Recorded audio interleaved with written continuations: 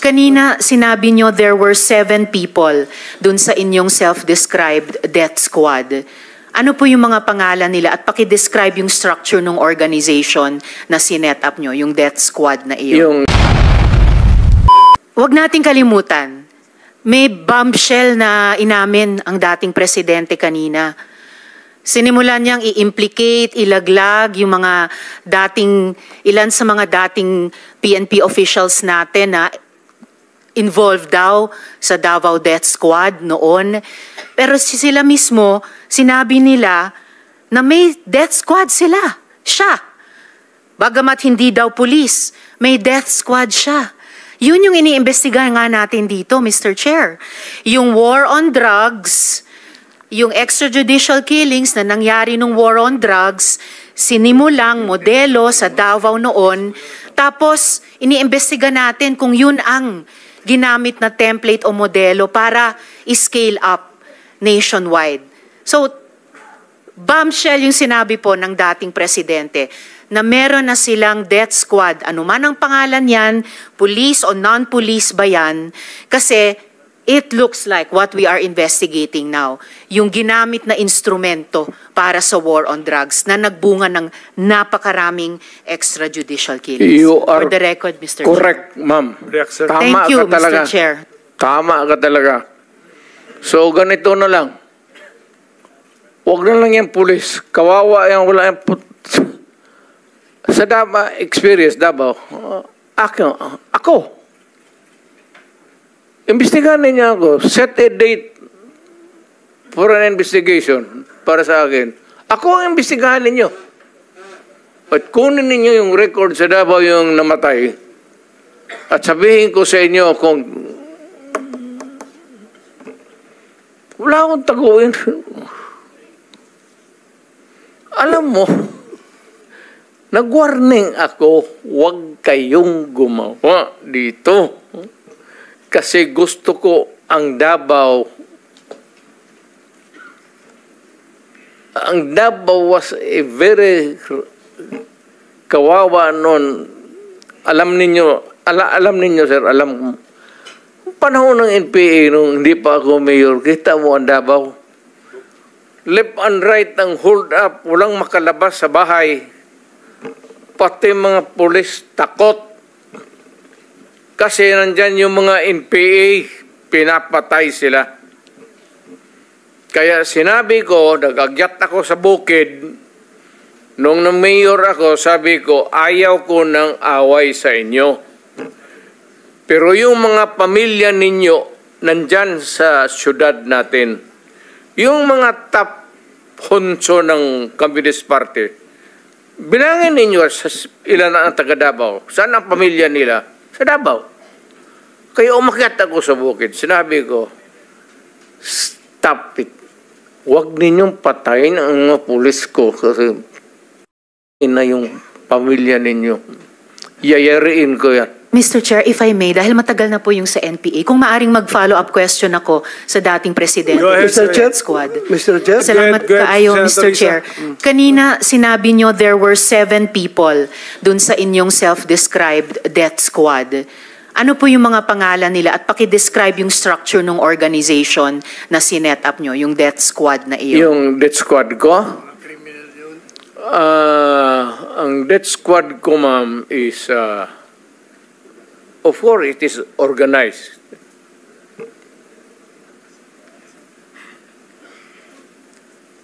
Hanggang dyan lang. Ano po yung structure ng organization na iyon? Against criminals. Hindi po, yun yung task siguro na binigay nyo. Pero anong structure ng death squad niya iyon? Structure against crime and criminals. Ibig sabihin, ano po yung setup? At sino yung 7 yon na miyembro ng death squad nyo? Fight crime. No, sir. Yung pangalan nung sabi nyo, 7 tao na nasa death squad nyo. Mukhang patay naman sila lahat, ma'am. It's okay, sir. Ano pong mga pangalan nila?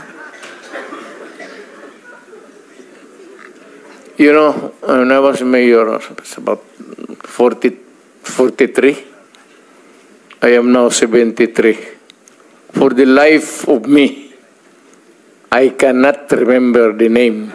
And ano po yung structure nung 7 yon? Merong bang team leader, may 2 tenyente, then may 4 pa na tao? Ano po yung structure ng organization na iyon? I said I am 73 years old. Hindi ko nga alam kung bakit nandito ako kaharap mo. Sir, I'm sure alam nyo kung bakit kayo nandito. In fact, kayo po yung nagsalita ng pinakamarami sa resource persons. Well, may reward po ba yung 7 iyon sa death squad nyo? Again, ma'am? May rewards po bang ibinibigay sa mga miyembro ng death squad nyo tuwing nakakapatay sila? Police? Police ba yung death squad nyo? Yun ang allegations. Hindi po, yung sinabi nyo kanina. Huwag tayong lumabas dyan. Hindi po ako lumalabas. May ibang lumalabas. Yung Dito sinabi po ninyong death squad, may rewards po ba yun? Centered sa police na sinasabi na binabayaran. No, sir. Pina-follow up ko yung sinabi ninyo. Yung civilian? Unprompted. So, kung civilian yon, yung sinabi nyo na death squad nyo na 7 tao, may rewards po ba yung 7 taong iyon kapag nakakapatay sila? Hindi, ma'am. Mayayaman yung mga... Maraming gago na mayayaman sa Davao. Ano pong connection ng mayayaman sa Davao gusto pumatay ng mga kriminal? Because they want their city to be safe. Nagbibigay sila, yung mayayaman, ng reward sa death squad? Yes, sir. Bago po yan, sinasabi nyo ba na yung mayayaman sa Davao nagbayad sa death squad para pumatay? No, hindi, ma'am. Sila si Colonel mismo. Makasait po ba kasama sa death squad na iyon? Sino? Colonel Makasait, kasama po ba sa death squad na iyon? Colonel Makasait? Ma'am, alam mo, sa totoo lang, mahabang istorya to. It's okay, sir. Maikli lang sana Pero kung sagot. ang problema, ma'am, patay na yung tao. Si Colonel Makasait ay patay na. Ayaw kung marami. Police officer in the police department. Pero patay na yung tao. Okay, sir. May rewards po ba sila? Kung anong history yung tao na yan, patay na. Okay. May rewards po ba sila, yung mga miyembro ng death squad nyo? Sino? Ako? Magbigay? Yung 7 miyembro, kung sino man ang nagbigay, may rewards ba sila kapag pumapatay sila? Walang reward, ma'am. Kung Walang police rewards. yan, lalo Hindi ng police. Bakit ako magbigay ng reward sa mga... Hindi po. Paiba-iba po yung sinasagot nyo eh. Hindi ko tinatanong yung mga pulis. Tinatanong ko po yung mga miyembro ng death squad nyo. Binabayaran ba sila kapag nakakapatay sila? Wala. Okay. So, libre lang yung May I remind the pagpatay. Senator, this is just an intervention. Sorry. We have to follow, I apologize, we have Mr. to Chair. follow the Yes, order. I submit, please. Mr. Okay. Chair. The time for Senator Estrada has expired. Senator Villanueva for just an interjection. Mr. Chair. Mr. Chairman, I've been here for more than 4 hours, and according to the ground rule set by the chairperson himself, we will be staying here only until 4 in the afternoon. So we are very honored that our former president is here with us. Sir, thank you for being here with us. And I just noticed yung pong sinabi niyo po kanina, and I'm humbled and grateful na binanggit po ninyo, Mr. President, kanina na yung programa and war on drugs hindi naman perpekto. At sinabi niyo po na meron ding mga kakulangan at pagkakamali. May we know, just one question, Mr. President. Kung kayo po yung tatanungin, Mr. President, ano po yung mga binabanggit niyo po kanina na hindi perpekto, may mga mali po, at ano po yung gusto niyong ibahagi sa amin bilang mga legislators to address these concerns, Mr. President? Thank you. Sir, hindi tayo nakulang sa batas. Kumpleto tayo. I've been, once upon a time, also a congressman, prosecutor, fiscal, lahat na. Dinaanan ko na lahat, sir. It is really the determination sa local officials. Alam mo kasi ang droga is a very dangerous. Kaya as we are talking now, hindi perpekto itong ating bayan. May mga mayor na nasa droga rin, na yumaman dahil sa droga. Nakikita mo naman yan eh. Mag-mayor. Tapos, sabihin mo, pagdating dito sa Maynila, may bahay na, maganda. Hindi lang nakikita doon sa probinsya, pero pag nakikita mo dito, kasi makilala, mayor rin kasi ako eh. Makikita mo, magagandang kotse, Mercedes-Benz. Hindi nga ako nakahawak ng kotse na yan. Makikita mo, maraming, sir, may problema tayo sa droga. Alam mo kasi ang droga, pera. Madali, kaya pumasok lahat, pati pulis. Lahat, it permits the entire fabric of our society. We are talking here of extrajudicial killing, but there is more to it than you look beyond. Kasi it's not really in the killing. Madali yan, sir. Madaling isolbad. Only sabihin lang ng presidente na sa mayor. Mayor, lahat kayo, tawagin mo mayor. Ginawa ko yan. Tawagin ko, tapos mag-isang order. Tawagin ko sa Malacanang noon. Kinulong ko. Tapos magsabi ako, ganito ang gusto ko. Kaya, pero ito ngayon, sir, maraming mayor na pumapasok sa droga. Kasi nga, pera.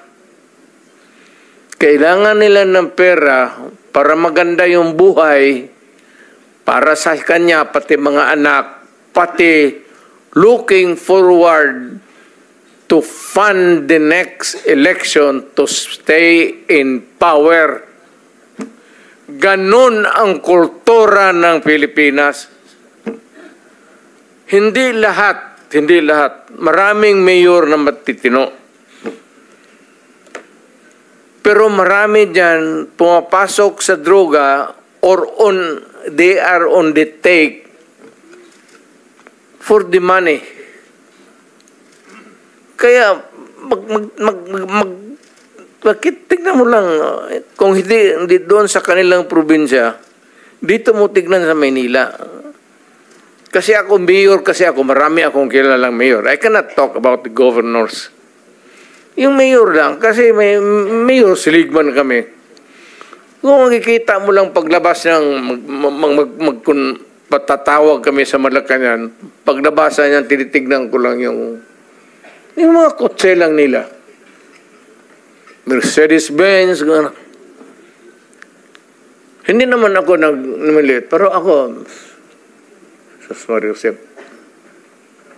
Thank you, Mr. President. Mr. President, yung binanggit nyo po, no, hindi ho perfecto, may mali, at ang una hong pumapasok sa isip nyo na mali ay yung binanggit nyo po, determination from the LGU side, Mr. President. Yes. And when you say determination from the LGU side, sila po ba kasama ho dito yung implementasyon ng nais nyong polisiya para durugin yung pong at i-address at linisin yung mga drug syndicates, Mr. President? Sir, depende po sa karakter ng mayor.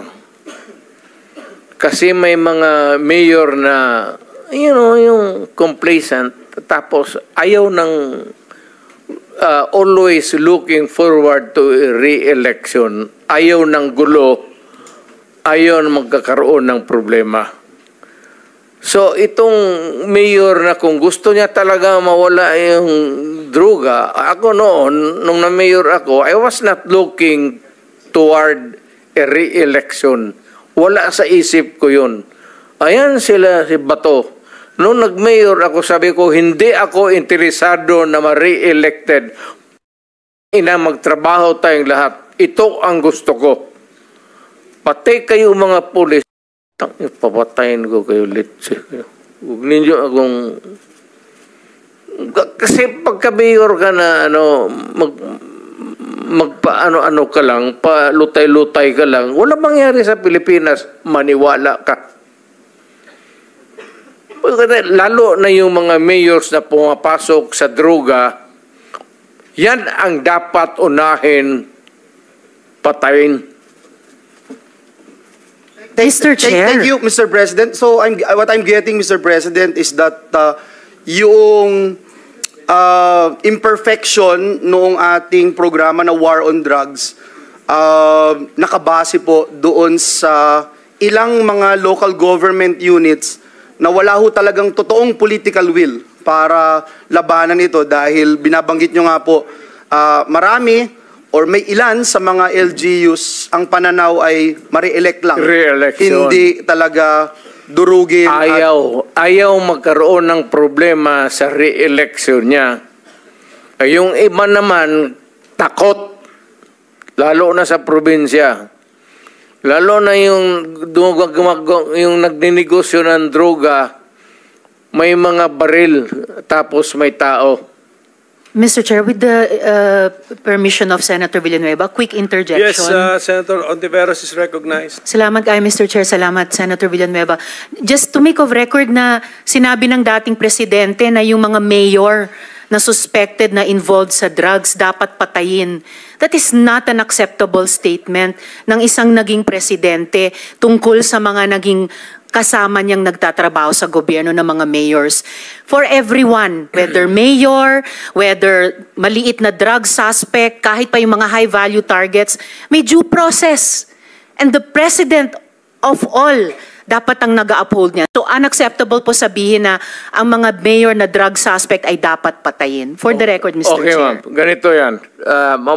Mabutit dumating ako dito. Pasalamat talaga ako para lumabas, ilabas na lang natin yung totoo.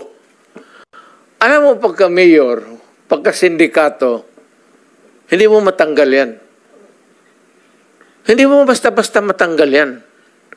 And they are there, so many stories abound. Hindi na ako kailangan magbigay ng example sa inyo. Dito sa Maynila, mga mayors, pera. It's always money, money, money, money. Kaya pagka nandyan, either they are in cahoots with the law enforcers or yung ibang mayor takot. Yung sa probinsya, kung magka-mayor ka, kaya wag kayo, may nakikinig ngayon, wag kayo magpili ng mayor na pitsugin. Kasi wala talagang mangyari. Pagka mayroong mga sindikato, ex-policemen, ex-soldiers na may baril, tapos takot kang mamatay, walang mangyari sa siyudad mo. You have to, maraming problema na nakatago, ma'am, na hindi natin nakikita. Nasa undercurrent yan. Hindi natin nakikita yan. Sino po ba yung mga yon? Hindi, all over. Mayors. All over. Hindi ko masabi. Just for the record again, Mr. Chair, with thanks to Senator Villanueva, unacceptable na sabihin ng isang dating presidente or kung sinabi ninyo noon nung presidente kayo na ang sino mang suspect, maliit man, malaki, mayor, na suspect sa drugs ay dapat patayin kasi may due process po. Salamat kayo, Mr. Chair. Salamat, Senator Villanueva. Mr. Chair? That is my stand. If you do not agree with me, I'm sorry. But I'm dealing with a serious problem of my country. Hindi mo madala sa pakiusap yan. Sabihin mo, huminto ka pag hindi, tutudasin kita. Yun ang, lalo ng pulis. Ang itong mga pulis.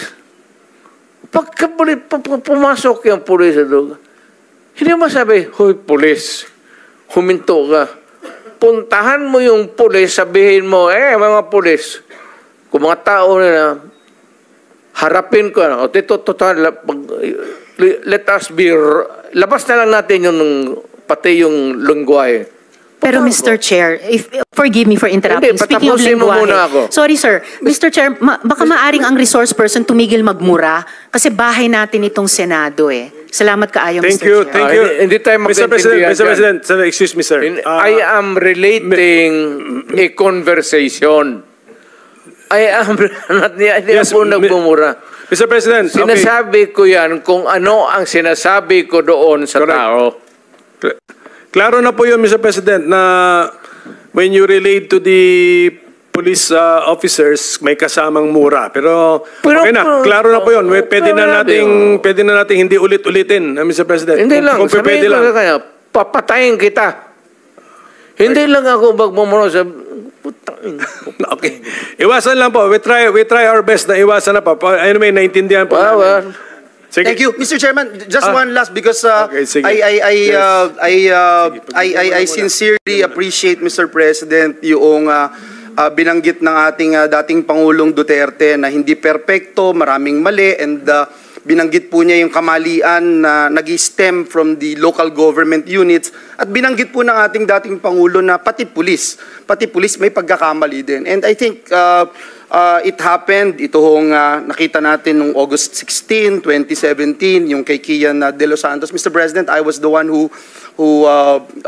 first called for the investigation and filed the resolution here in the Senate about what happened doon sa Caloocan. And ang nangyari nga po dito, 3 policemen, si Juarez, Pereda, and Cruz were found guilty of murder. They are sentenced to reclusion perpetua, imprisonment of up to 40 years. Ganon din po yung nangyari kay Carl and Kulot de Guzman, neighbors from Cainta, Rizal. Ganon din po, no? Si former PO1 Jeffrey Perez was convicted by reclusion perpetua. Ito ba, Mr. President, yung binabanggit nyo na involved din minsan yung pulis. Ibig nyo po bang sabihin, yung mga pulis po na minsan gumagawa ng beyond doon sa dapat nilang tungkulin na gawin ay dahil sila rin ay involved sa droga? Correct. Mr. President. Correct. Alam mo kasi, ang pulis, hindi na yung papatay lang o baski sino lang diyang sibilyan. Bakit sila maghanap ng sakit ng ulo? Kaya yung mga pulis na nandyan sa... Itong mga pulis ngayon kikinig na sa atin, mabutit alam nila. Kayong mga pulis na nasa droga sa sindikato, kayo ang dapat talagang... Kaya, maswerte, kaya bigyan pa ako ng pagkakataon maging presidente, uubusin ko talaga kayo. Bullshit ko. Thank you, Mr. President.